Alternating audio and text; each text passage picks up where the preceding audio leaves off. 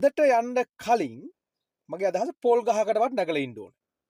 වගේ ආරක්ෂාව සහ සෞඛ්‍ය කියන්නේ ප්‍රධානම කාරණා දෙකක්. ඒකෙත් ආරක්ෂාව ප්‍රධානයි.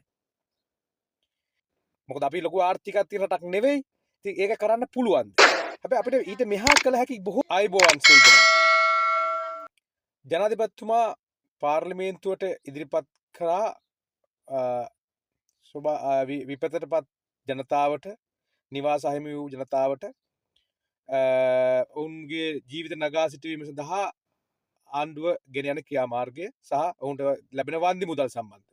ඉතින් ජනාධිපතිතුමා ඇතුළු ආණ්ඩුවට ස්ථිරවන්ත වෙන්න ඕන ඔවුන් වෙනුවෙන් සැලකිය යුතු මුදල් ප්‍රමාණයක් වෙන් කිරීම සම්බන්ධව අපි හිතනවා ඕක ඔවුන්ගේ ජීවිත යථාර්ථයට පත් වෙන තුරු ක්‍රියාත්මක කරයි කියලා.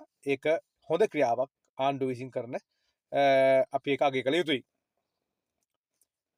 හැබැයි අපිට කිය යුතු කාරණාව තමයි ආණ්ඩුවක් විදිහට මේ විපතට පත් වුණාට පස්සේ දැන් ගන්න ක්‍රියාමාර්ගය ගැන සතුටු වෙනවා වගේම අපි පොඩ්ඩක් බලන්න ඕන අපි හඳට යන්න කලින් මගේ අදහස පොල් ගහකටවත් නැගලා ඉන්න ඕන. මොකද මම එහෙම කියන්නේ දැන් මේ ආණ්ඩුව පත් වෙලා අවුරුද්දක් ගත වෙනවා.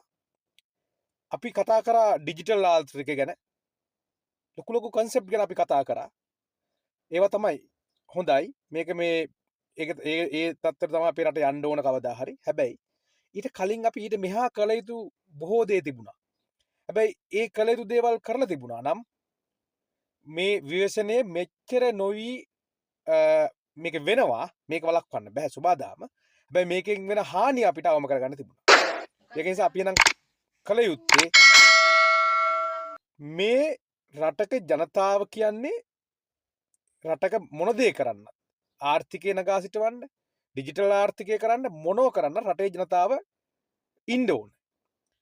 රටේ ජනතාවගේ ආරක්ෂාව සහ සෞඛ්‍ය කියන්නේ ප්‍රධානම කාරණා දෙකක්. ඒකෙත් ආරක්ෂාව ප්‍රධානයි. ඉතින් මේ රටක ජනතාවගේ ආරක්ෂාව තහවුරු කිරීම රජයක මූලිකම වගකීම. ඉතින් ඒක නිසා මේ විවේචන වලින් ජනතාව ආරක්ෂා කරගන්න මේ වගේ වෙන හානිය අවම කරන්න මුලින්ම කළ යුත්තේ වනවගා කරනවට කලින් හැකි ඉක්මනින් අදාළ සංවේදී පද්ධති ගෙනල්ලා අපේ රටේ ස්ථාපිත කරන්න අදාළ ක්‍රමවේදයෙන් නැවත පනගන්වන්න.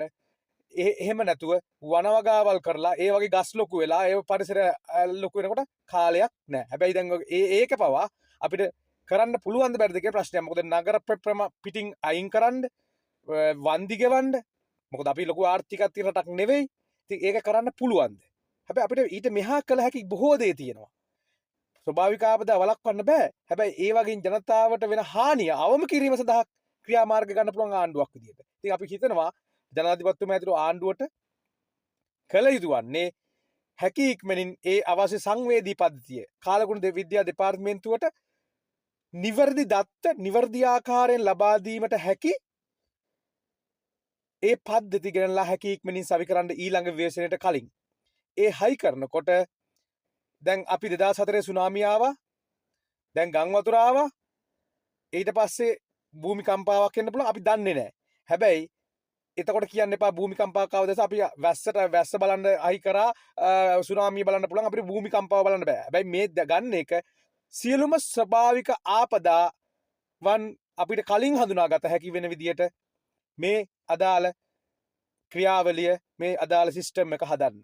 මේ සිස්ටම් එක පළවෙනියට කළ යුතු දේ ඒක ඔය මොකටත් කලින් අපිට ලේසියෙන් කරන්න පුළුවන් දේ ඒක. ඉතින් ඒක නිසා අපි හිතනවා ඔය ලොකු දේවල් කරන්න කලින් ජනතාවගේ සුභසිද්ධිය දැන් වෙච්ච දේ වෙලා ඉවරයි. ඒ ජනතාවගේ සුභසිද්ධිය සලසනවා වගේම දැන් ඊට සමගාමීව අපි මේක ඉදිරියේදී මේ වෙන විපතක් වළක්වා ගන්න කොහොමද කියන එකට ආණ්ඩුව ක්‍රියාත්මක විය යුතුයි කියන එකයි මගේ අදහස. ඔය වනවගා කරන්නත් මොනෝ කරන්නත් කලින්. ඉතින් ඒකට ජනාධිපතිතුමා ඇතුළු ආණ්ඩුවේ අවධානය යොමු වේවා කියලා මම ප්‍රාර්ථනා කරනවා. එහෙනම් ගිහිල්ලා යන්න. බොහොම ස්තුතියි. ආයුබෝවන්.